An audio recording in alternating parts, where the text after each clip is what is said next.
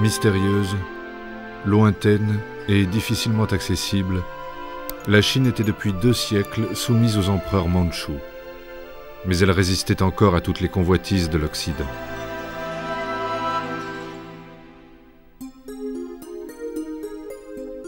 Mais au début du siècle, alors que les premiers opérateurs de cinématographe viennent à peine d'arriver et filment, ici les rues de Shanghai, le sort des Chinois a déjà basculé.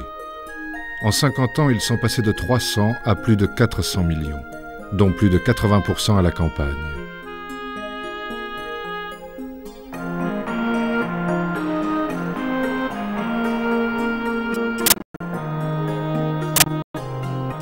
C'est trop rapidement, trop de bouches à nourrir. Disette, famine et misère. C'est toujours la même ruine majestueuse. Hommes et femmes toujours réduits au rôle de bêtes de trait.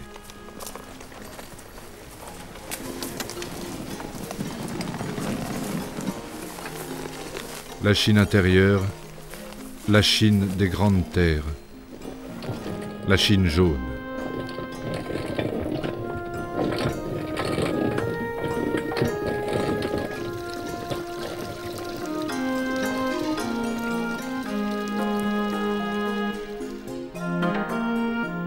La Chine des traditions. Et les pieds bandés, incommodes et douloureux.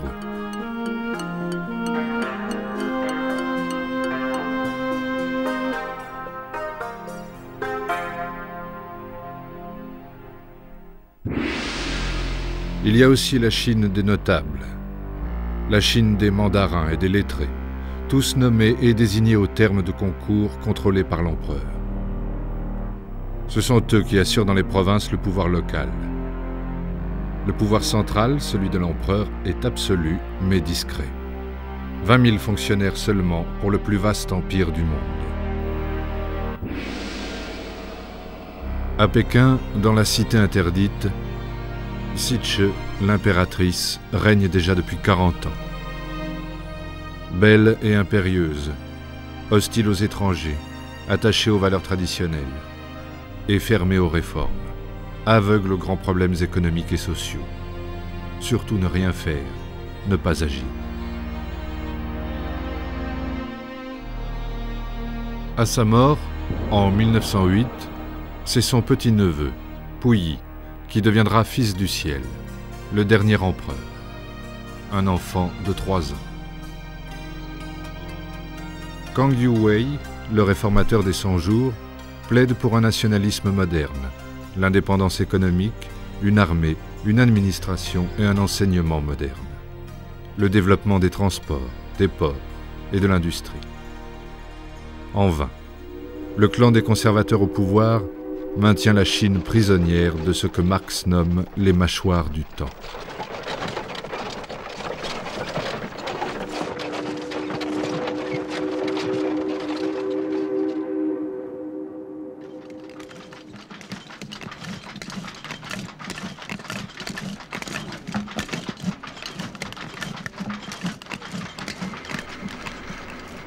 Un travail apparemment facile est réservé aux enfants. Tremper les cocons de soie dans l'eau bouillante.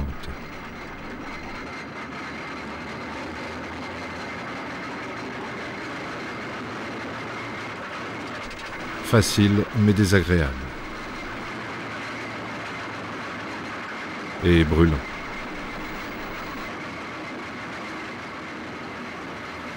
La soie, bien sûr. Et le thé, la porcelaine, mais aussi l'opium. En fait, ouverte depuis 50 ans à l'Occident et au Japon par une série de traités, la Chine est en train de devenir une sorte de colonie.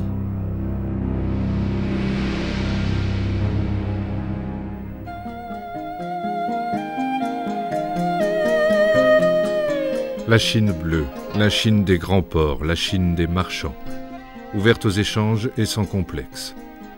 À Shanghai, à Canton, à Hong Kong, à Macao, à Taïwan, Russes, Britanniques et Français, Allemands et Japonais ont commencé morceau par morceau à se partager l'empire, y créant au fur et à mesure des traités des concessions qui échappent totalement aux lois chinoises. Nous sommes menacés du sort de l'Inde, de l'Égypte et de la Turquie, écrit un notable. Nous n'avons ni troupes, ni armes, ni munitions. Chemin de fer, commerce, banque et douane, rien n'est à nous. Rien. Si nous paraissons encore exister, c'est en réalité comme si nous n'existions plus.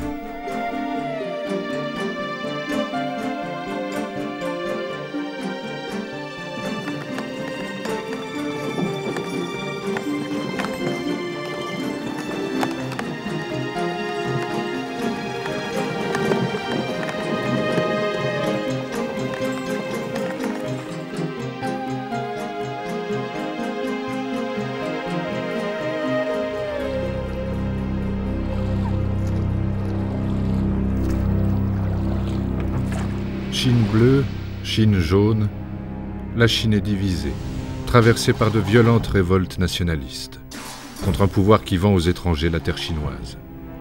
Les répressions sont sanglantes, implacables, et les exécutions publiques.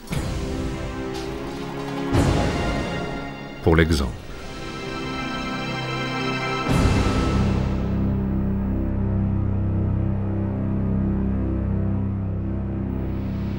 Des paysans pauvres qui voulaient simplement une réforme de l'impôt et une redistribution des terres et comptaient sur leur poing pour chasser les Mandchous et ces cochons d'étrangers. La violence ne les décourage pas, au contraire.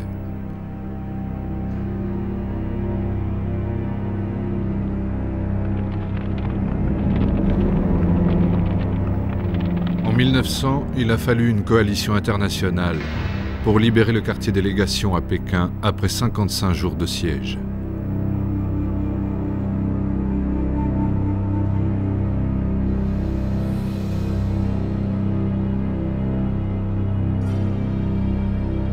Dix ans plus tard, dans les provinces du Sud et du Centre, l'agitation cette fois regroupe les opposants, les mécontents, les inquiets, les associations professionnelles et les assemblées locales, les sociétés secrètes, les révolutionnaires, tous ceux qui veulent sauver la Chine. Déjà la révolution est en marche, que plus rien n'arrêtera. À Wuhan, au cœur de la Chine, de jeunes officiers se sont révoltés et ont pris le pouvoir trop facilement, révélant qu'en fait, le pouvoir de Pékin n'existait plus qu'en apparence. Toute la région entre aussitôt en dissidence, bientôt suivie par 14 des 18 provinces. En moins de 2 mois, le mouvement s'étendra à l'ensemble du pays. Un gouvernement révolutionnaire s'installe à Nankin.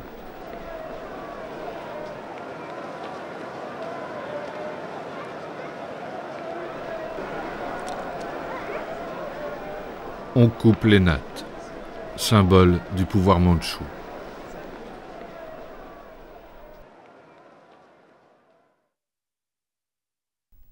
Le 29 décembre 1912, moins de 3 mois plus tard, l'empereur abdique et c'en est fini de la Chine impériale.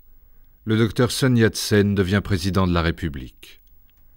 Leader révolutionnaire des intellectuels et de la nouvelle bourgeoisie, malgré de multiples tentatives avortées de soulèvement populaire, Sun Yat-sen voulait d'abord abattre la dynastie mandchoue, c'est fait.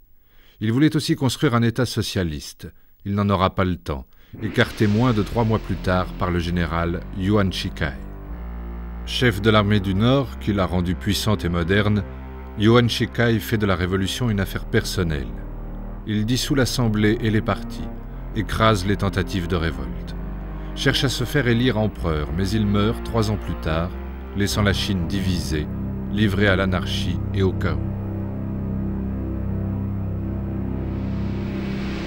Pendant que la Première Guerre mondiale permet à la Chine bleue, celle des grands ports, de prendre un nouvel essor, la misère et la famine à nouveau sur les campagnes.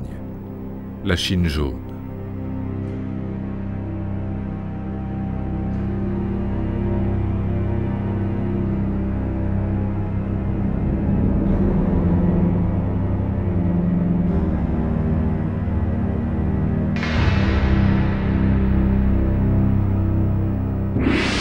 À Pékin, derrière les murs rouges de la cité interdite, pour la première fois depuis 2000 ans, il n'y a plus d'empereur.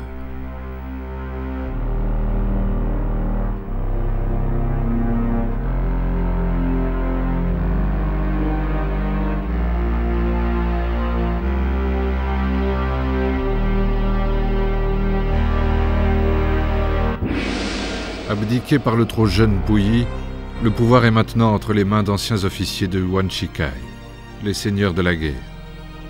Ambitieux, corrompus, hommes de paille des étrangers.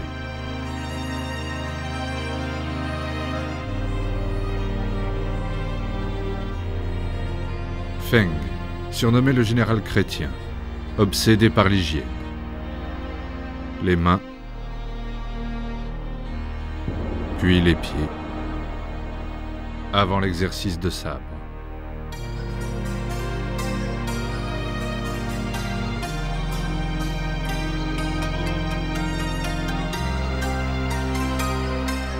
Les cours de chant chrétien.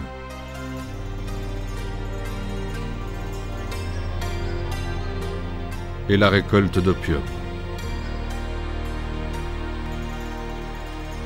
L'entretien d'une armée coûte cher.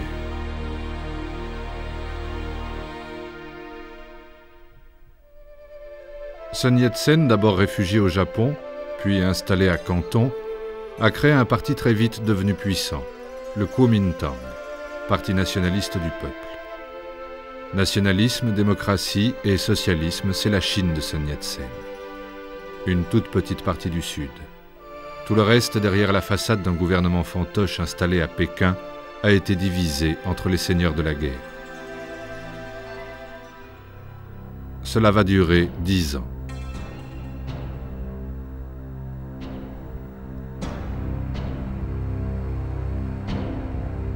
Toujours les mâchoires du temps.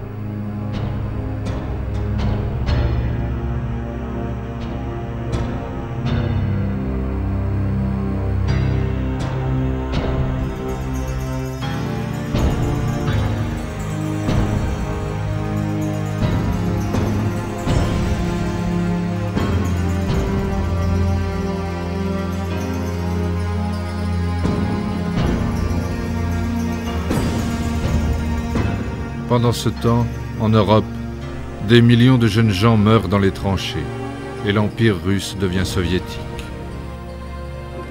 Pendant ce temps, à Pékin, Puyi erre parmi les fantômes du palais. Pendant qu'à Shanghai, des jeunes gens rêvent d'un homme nouveau, démocrate, social et patriote, pour sauver la Chine.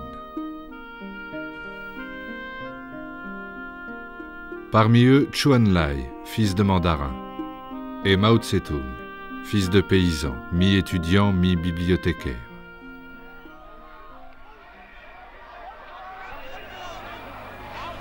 Sauvons la patrie. Le 4 mai 1919, les étudiants de Pékin, bientôt suivis d'autres villes, descendent dans la rue, contre la cession de territoire au Japon par le traité de Versailles. Le mouvement est lancé. C'est une véritable révolution culturelle, d'où naîtront d'autres mouvements, d'autres grèves, d'autres manifestations. Et d'où naîtra aussi en 1921 le Parti communiste, qui recrute parmi les ouvriers les intellectuels des grandes villes du Sud, Canton et Shanghai surtout. 60 à la création, ils seront 60 000 6 ans plus tard.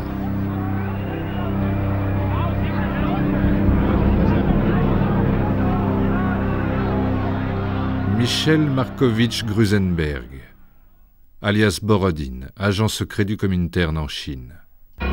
Borodine a séduit Sun Yat-sen qui l'aide à réformer le Kuomintang selon le modèle soviétique. Il le pousse à s'unir aux communistes, une alliance qui lui offre une base politique nationale. Armes, fonds et conseillers russes arrivent à Canton, lui permettant de développer une armée moderne et bien équipée, encadrée par les officiers de l'académie militaire, créée elle aussi sur les conseils de Borodine.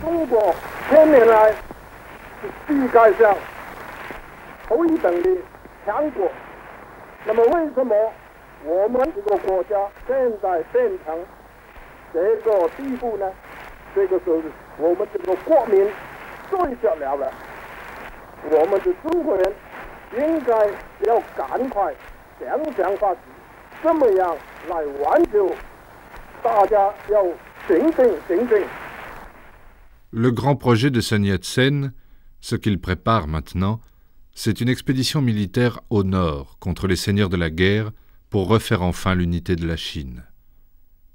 Mais Sun Yat-sen est malade. Il meurt au début de 1925 laissant une succession difficile. Chiang Kai-shek. Il a 38 ans. Il est ambitieux. Formé à Moscou, il dirige l'académie militaire et donc il contrôle aussi l'armée. Jouant des rivalités qui opposent les factions et avec l'appui de Moscou, c'est lui qui prend le pouvoir à la tête du Kuomintang. Mais aussitôt il évince Borodine, les conseillers soviétiques, et réduit l'influence des syndicats. Et c'est lui qui va réaliser le projet de Sun Yat-sen, l'expédition du Nord lancée un an plus tard, en juillet 1926.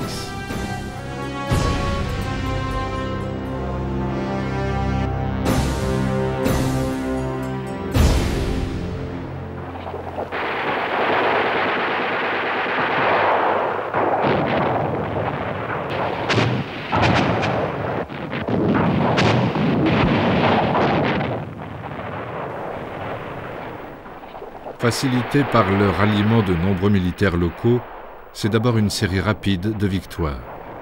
En quelques mois, tout le Sud est conquis.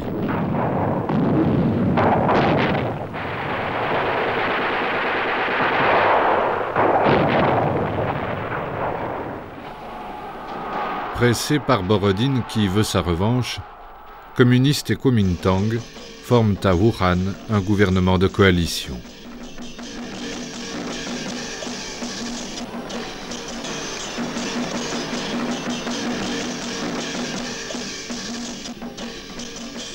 Pendant ce temps, Mao cherche sa voie. D'abord partisan de l'alliance avec le Kuomintang, il travaille maintenant dans les campagnes.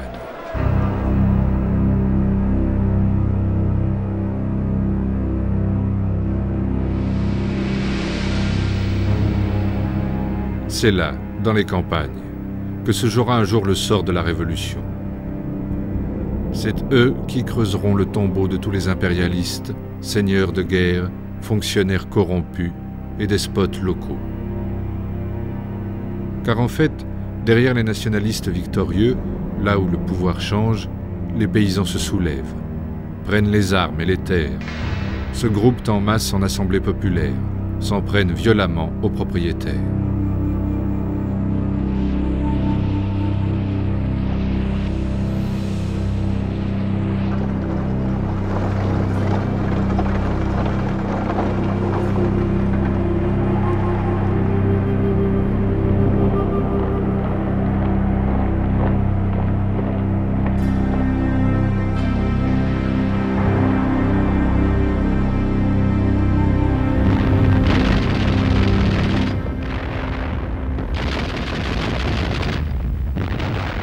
Chiang Kai-shek a rallié les armées des seigneurs du centre et du sud. Il est maintenant généralissime.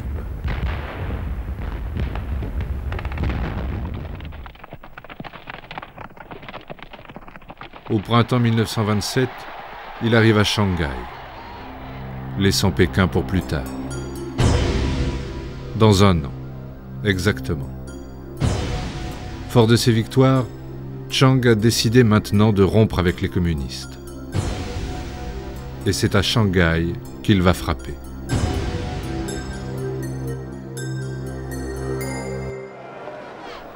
Quelques jours avant son arrivée, les milices ouvrières dirigées par Chou En-lai ont décrété la grève générale et occupent la ville.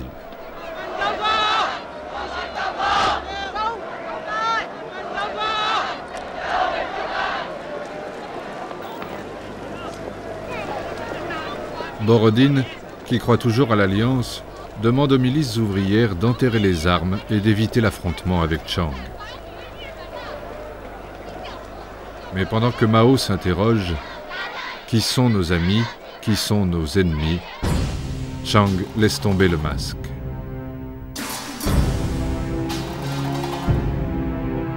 Le 12 avril, en une seule nuit, les communistes sont arrêtés par des hommes de main.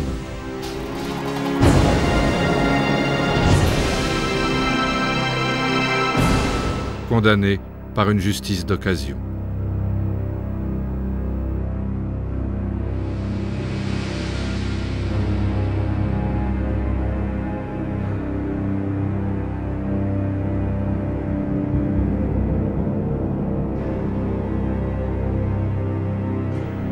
Et exécutés publiquement.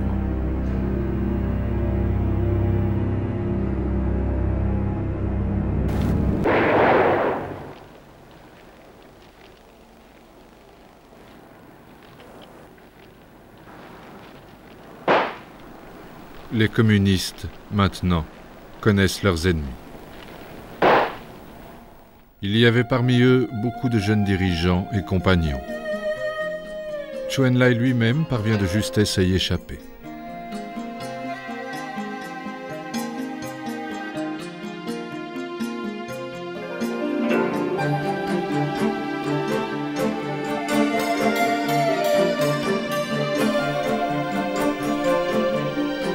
En fait, le coup de force de Chiang Kai-shek fait l'affaire de tous.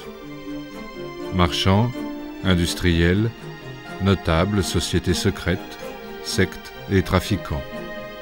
Il fait aussi l'affaire des Occidentaux.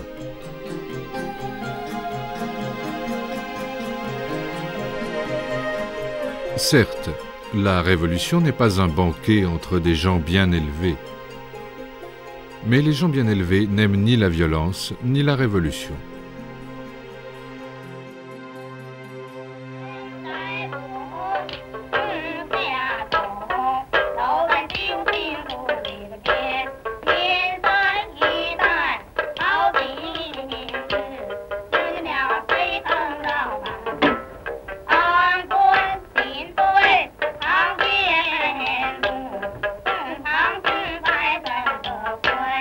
Sans scrupules et réaliste, la Chine bleue va son cours.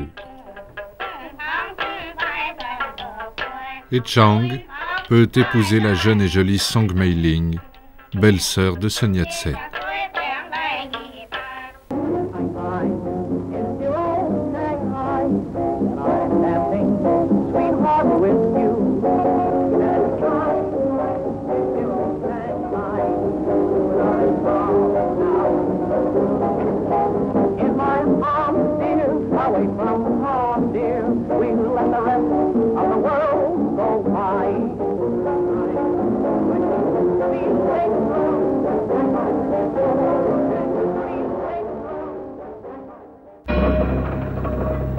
Toujours dans les mâchoires du temps. La moisson d'automne, une série de tentatives d'insurrection dans les régions rurales et minières du centre, a été un désastre, réduisant le Parti communiste à quelques milliers de survivants clandestins et traqués.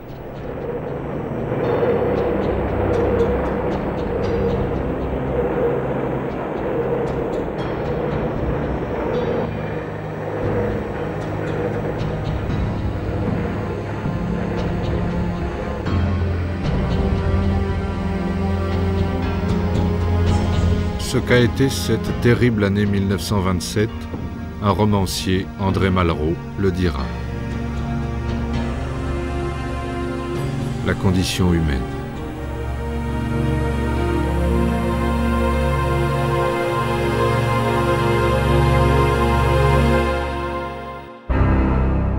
Réduits à se cacher dans les campagnes, les survivants y installent des bases révolutionnaires, où ils forment les paysans au principe de la guérilla, selon les principes de Mao. L'ennemi avance, nous reculons, l'ennemi s'immobilise, nous le harcelons, l'ennemi recule, nous le pourchassons.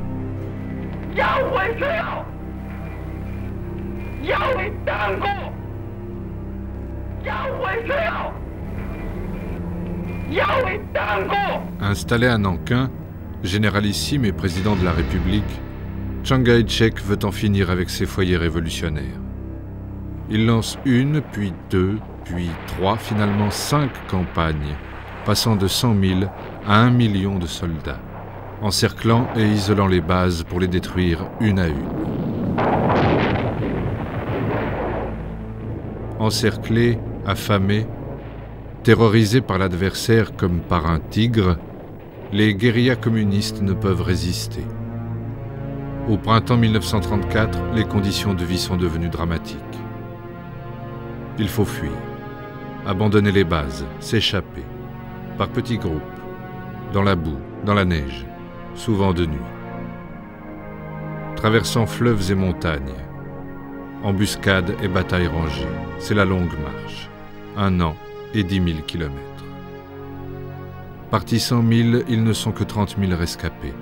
Les 2 tiers sont morts en route, de froid, de faim, de soif et souvent d'épuisement, pour sauver la Chine.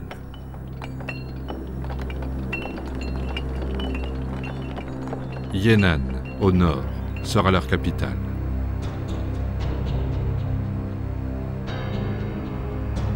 Et Mao, un moment évincé par Chou En-lai et critiqué pour ses idées rétrogrades, est maintenant à la tête du parti et de l'armée. La lutte des chefs est finie. Commence la légende. Le ciel est haut, les nuages sont clairs, 10 000 fleuves, 10 000 montagnes.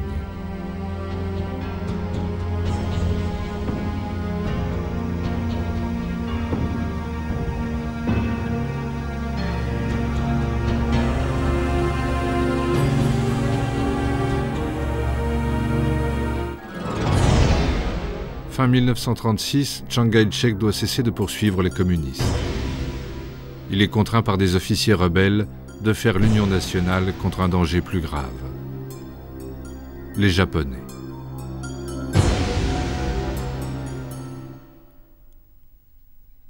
Installés en Mandchourie, région minière et riche qu'ils occupent depuis déjà 4 ans, les Japonais viennent brusquement d'entrer en Chine du Nord, profitant de la guerre civile et des divisions. Bien équipés, bien organisés, ne rencontrant presque aucune opposition.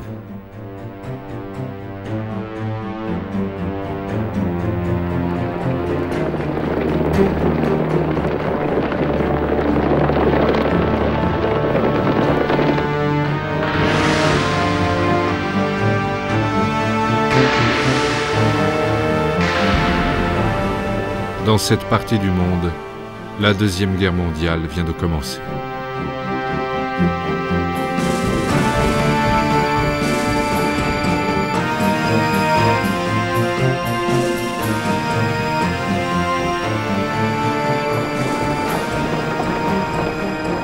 En quelques semaines, ils seront à Pékin.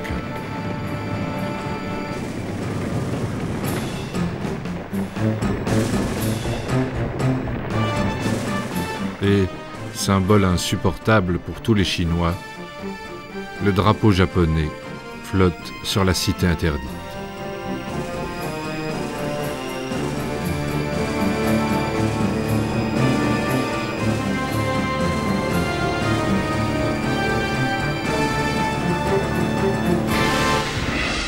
Puyi, l'ex-dernier empereur, n'est déjà plus qu'un jouet pitoyable aux mains des Japonais. Prince fantoche de la Mandchourie occupée.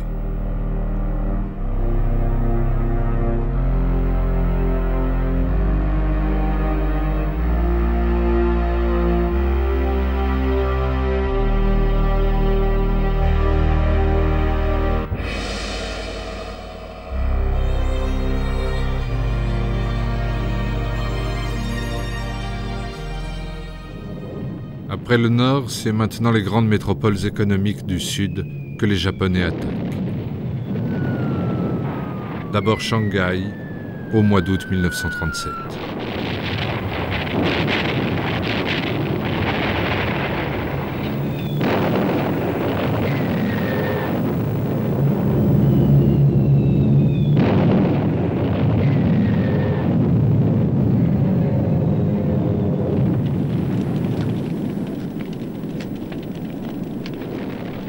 Pour échapper aux bombes, il ne reste que les légations étrangères en dehors de la ville. Un mince et fragile refuge.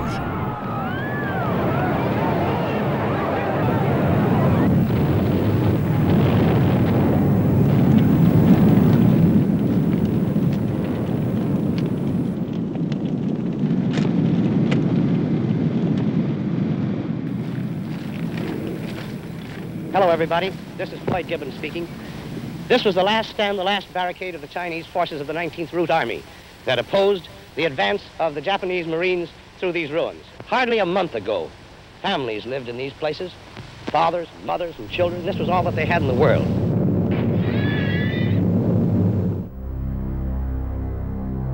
Les pertes chinoises sont lourdes et l'armée contrainte d'abandonner les villes et la population civile aux Japonais. Pillage, destruction, viols et massacres. À Nankin, près de 20 000 femmes violées.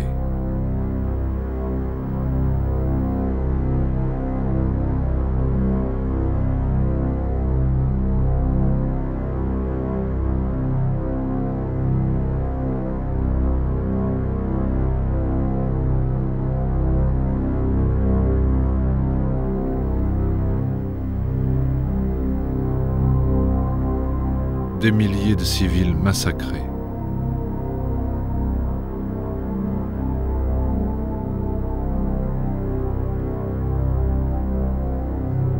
Certains enterrés vivants.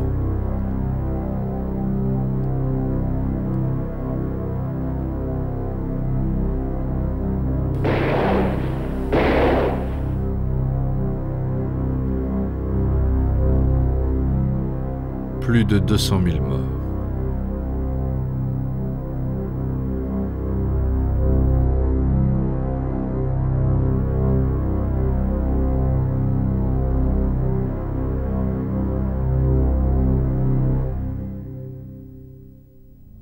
Les mêmes scènes se reproduisent dans toute la région, jetant les survivants sur la route.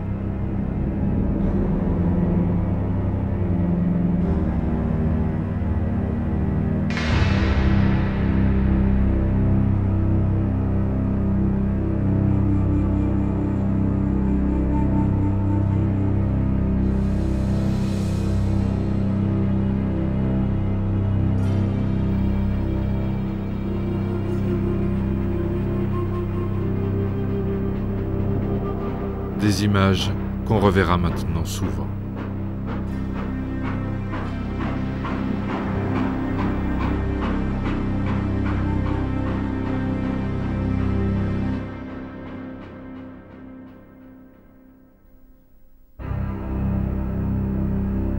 Vaincu, anéanti, amputé d'une grande partie de son élite, victime de la corruption et des affairistes, l'armée de Chiang Kai-shek est aussi sous-équipée.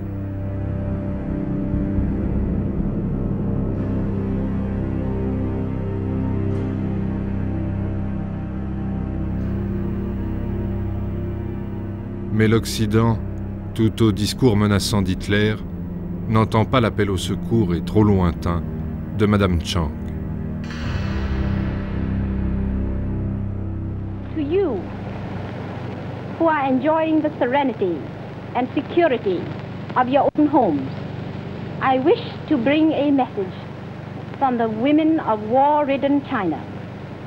It is this: if you wish to avoid the calamities that are befalling China now, and the killing and mutilation of your loved ones and your fellow beings, boycott Japanese goods. À Yan'an, on mobilise, on forme, on éduque tous ceux qui fuient l'occupation japonaise. Paysans surtout, mais aussi intellectuels, artistes ou écrivains.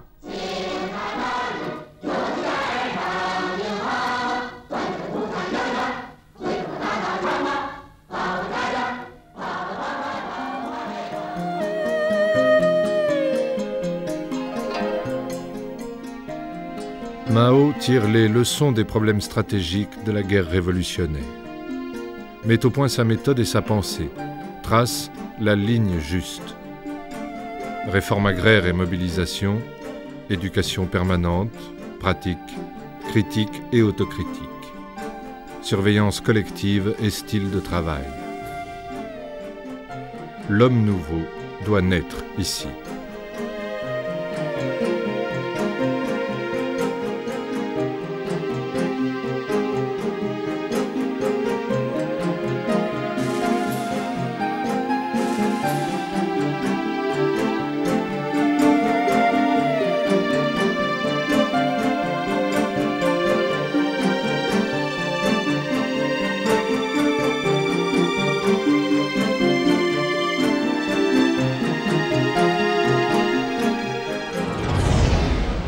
Les communistes ont entendu l'appel de Chiang Kai-shek, et c'est Chou En-lai qui vient signer entre le parti et le Kuomintang une nouvelle alliance.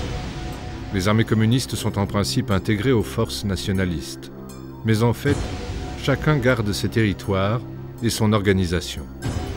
Chassons d'abord les Japonais de la terre chinoise, on verra ensuite. Maintenant, l'alliance et l'effort de tous est nécessaire.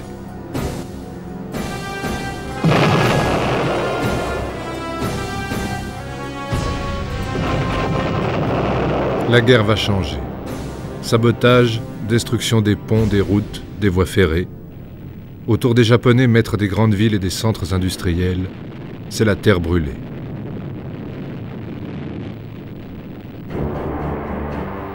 Les digues du fleuve Jaune sont rompues sur ordre de Chiang.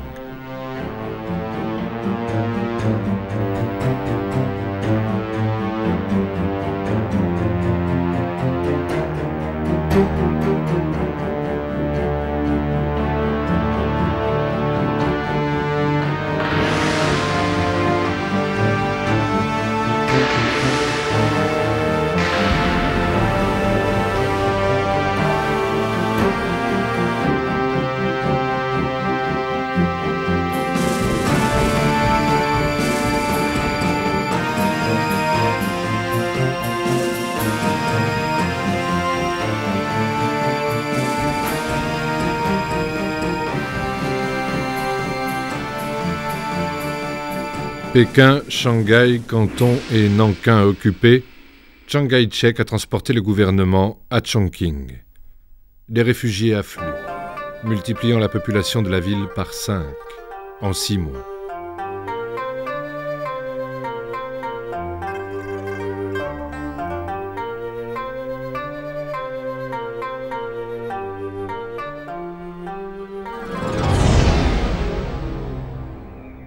Il faut aider le gouvernement, priver de ressources et couper des grands centres économiques et des banques occidentales.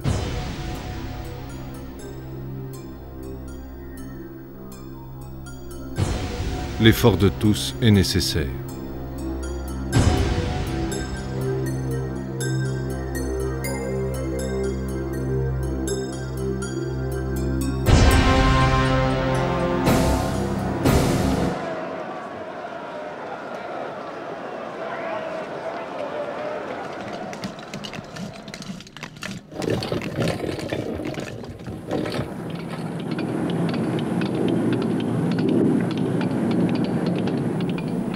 Mais à Chongqing, Chiang Kai-shek, sans avion, sans protection aérienne, ne peut arrêter les bombardements japonais.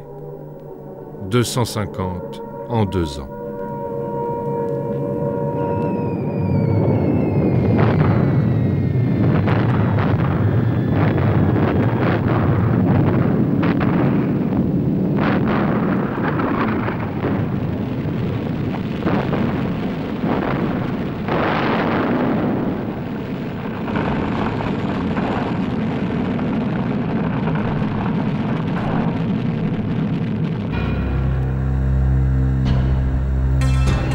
En Europe, la Deuxième Guerre mondiale a commencé.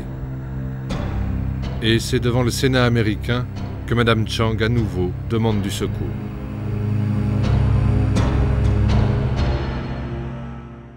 Let us not forget that Japan, in her occupied areas today, has greater resources at her command than Germany. Let us not forget that during the first 4.5 years of total aggression, China has borne Japan's sadistic fury unaided and alone.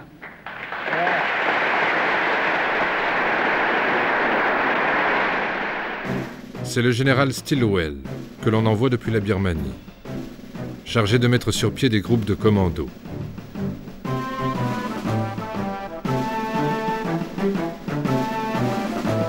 Une équipe de cinéastes, des services secrets, dirigés par John Ford, filme leur entraînement. En 35 mm et en couleur.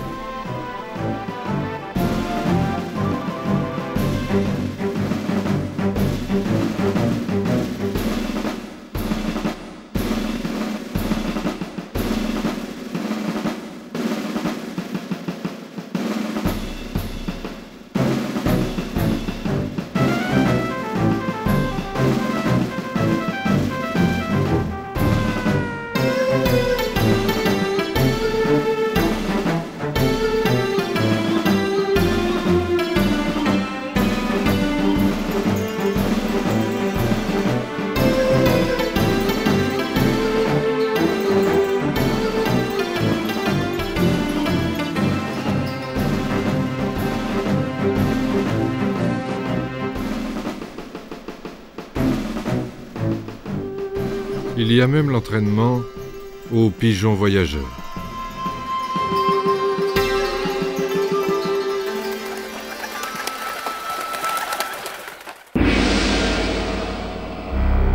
Toujours sous l'œil des services secrets et de John Ford, la visite à Yan'an du général Early, venu se rendre compte de l'état réel des forces communistes.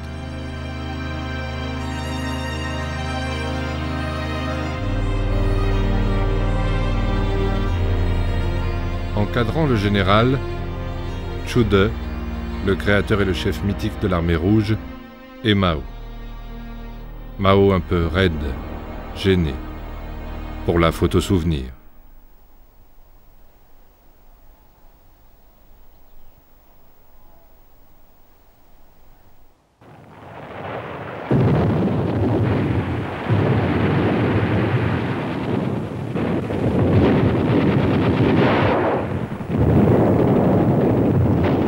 Pendant que la guerre continue, ce qu'on ne voit pas dans les territoires libérés et occupés par les communistes, réforme agraire, mobilisation, éducation des masses paysannes, encore et toujours.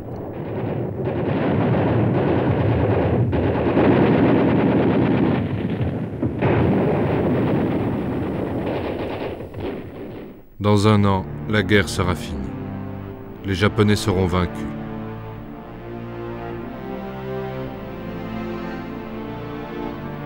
Ils ont tenu la Chine pendant 8 ans. Mais il y a eu Hiroshima et Nagasaki, 3 jours plus tard.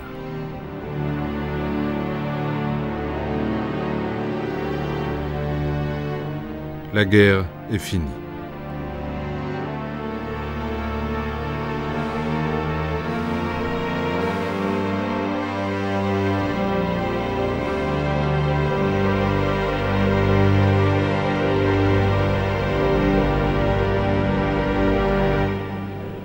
Les Américains sont partout, avec Chiang bien sûr, qui savoure la victoire.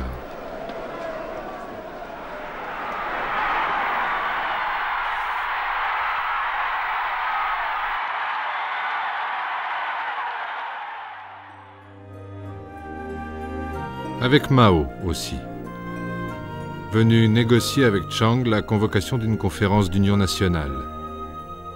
Le général Early est encore là.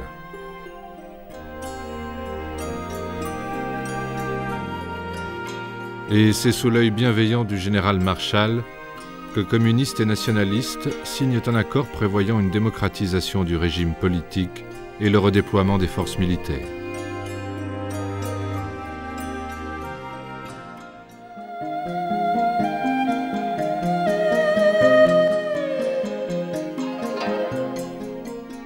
Après un siècle d'invasion, de guerre et de révolte, cela semble être enfin la paix.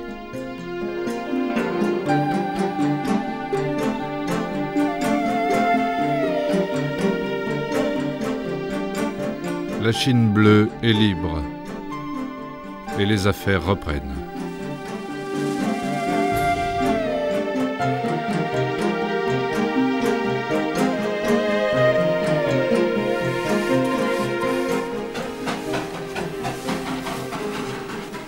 Mais qui est dupe? Car en fait, Chiang, auquel les Américains livrent de nouvelles armes, veut en finir une fois pour toutes avec les communistes. Dès le printemps 1946, il lance à nouveau une série d'offensives contre les bases communistes du Nord et du Centre. Inférieurs en nombre et surtout en matériel, les communistes reculent sur tous les fronts.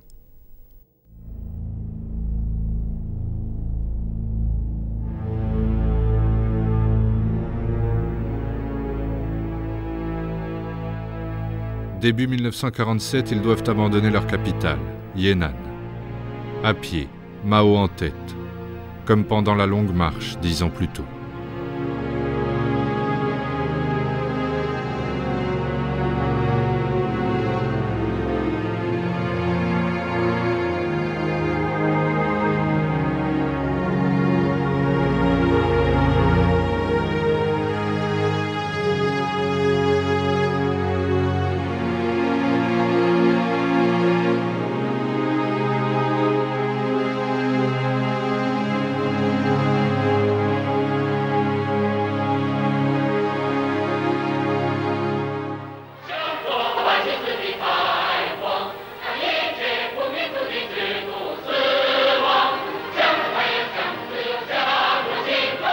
contre la guerre et contre les Américains, contre la spéculation qui va bon train, contre les prix qui montent, la monnaie qui baisse et l'inflation qui galope.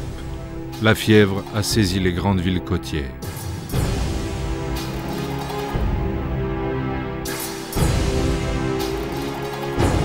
Chiang Kai-shek est débordé et croit encore y voir la main des communistes. Répression, exécution, toujours public et toujours sommaire. Et toujours pour l'exemple.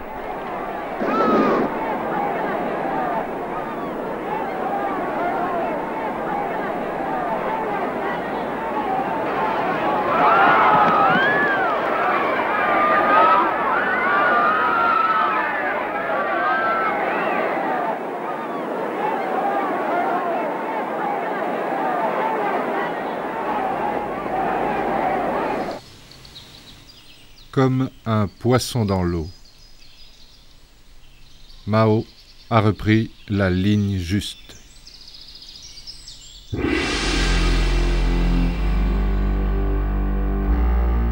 La réforme agraire, le contrôle et la politisation des paysans dans les campagnes délaissées par Chiang.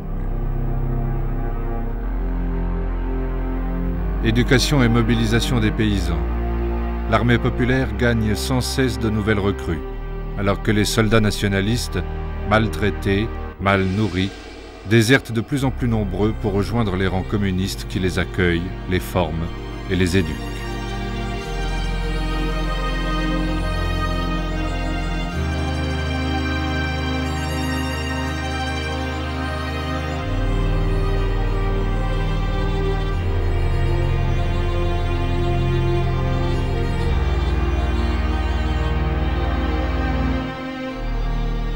Installés dans les campagnes au nord et en Mandchourie, les communistes repoussent et fixent d'abord les nationalistes dans les villes.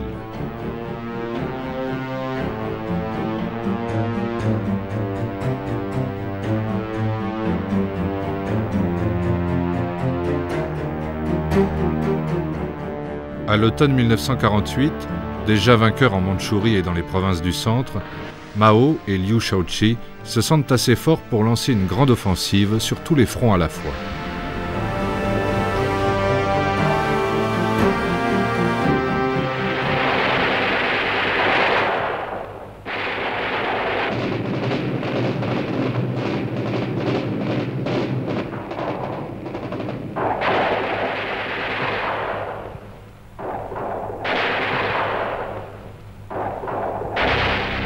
Les bandits rouges volent bientôt de victoire en victoire sur tous les fronts.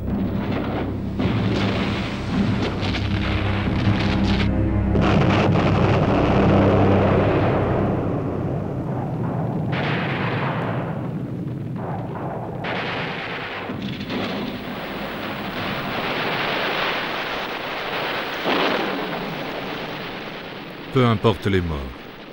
Vagues après vagues, sans cesse et sans repos, jusqu'à l'épuisement. C'est comme une marée humaine.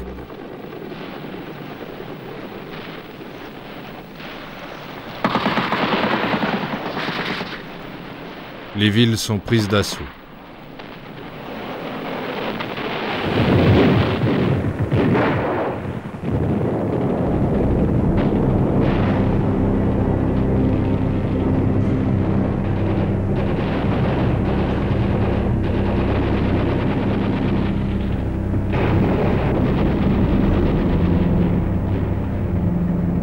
Comme au Moyen-Âge.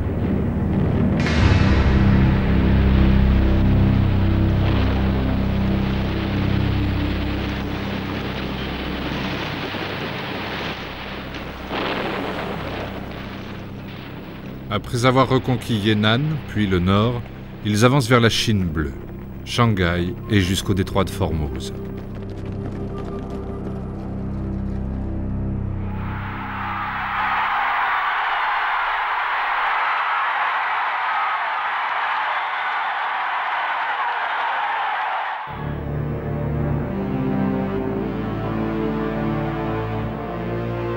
Mal entraînés, trop lourdement armés, mal commandés et démoralisés, les nationalistes n'étaient pas préparés à cette guerre.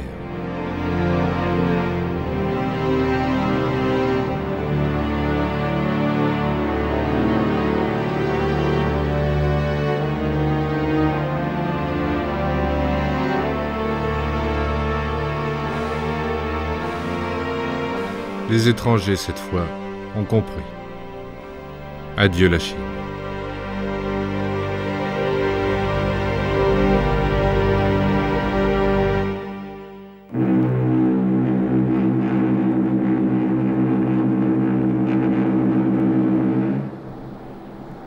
Adieu la Chine nationaliste.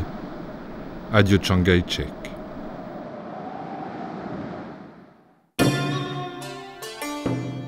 Le généralissime, président de la République depuis 22 ans, a démissionné.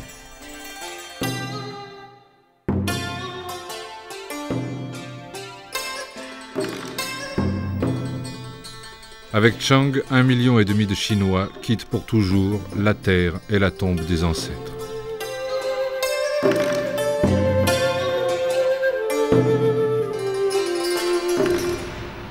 Le 21 janvier 1949, Mao et l'Armée rouge sont entrés à Pékin. « 38 ans après le rêve éphémère de Sun Yat-sen, c'est la seconde révolution chinoise.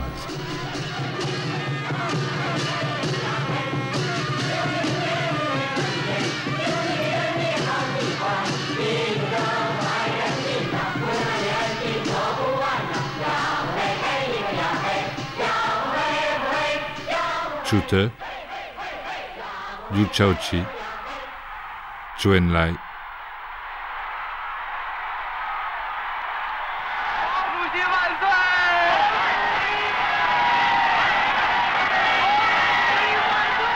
Et Mao.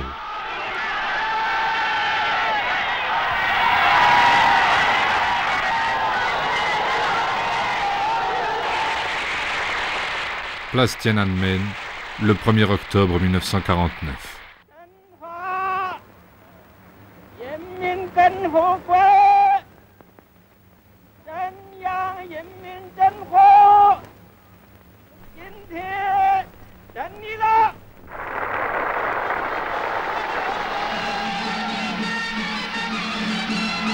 La République populaire de Chine est née.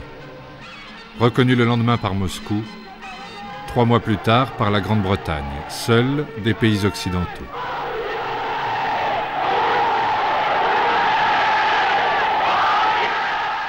Chine jaune et Chine bleue enfin confondues, la Chine est rouge.